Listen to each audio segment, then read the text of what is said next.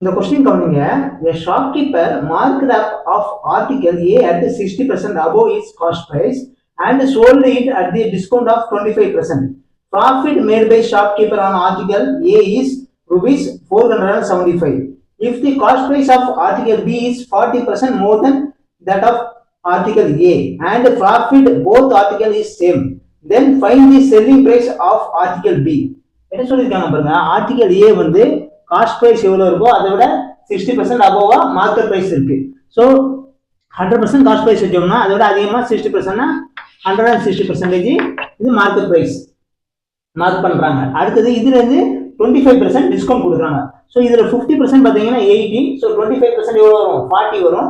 So 40% discount போச்சுன்னா balance எவ்வளோ இருக்கும்? 120% இருக்கும். இதுதான் செல்லிங் பிரைஸ்.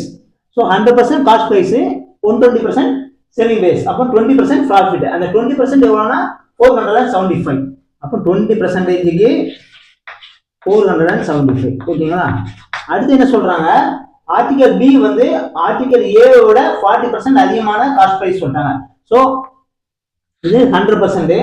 ஸோ 40% அதிகமான எவ்வளவு? 140% இதோட காஸ்ட் பிரைஸ். அண்ட் ப்ராஃபிட் இதுக்கும் 475 ருபீஸ் தான் வருது. ஸோ அப்போ 20%க்கு 475னா 140%க்கு எவ்வளோ வரும் பார்க்கணும். ஓகேங்களா? பார்த்துட்டு ப்ளஸ் ப்ராஃபிட் ஒரு 475. ஸோ இதுதான் ஆர்டிகல் பியோட செல்லிங் ப்ரைஸ். ஸோ ஸ்டார்ட் பண்ணீங்கன்னா இது 1 டைம்ஸ் இருக்கும், இது 7 டைம்ஸ் இருக்கும்.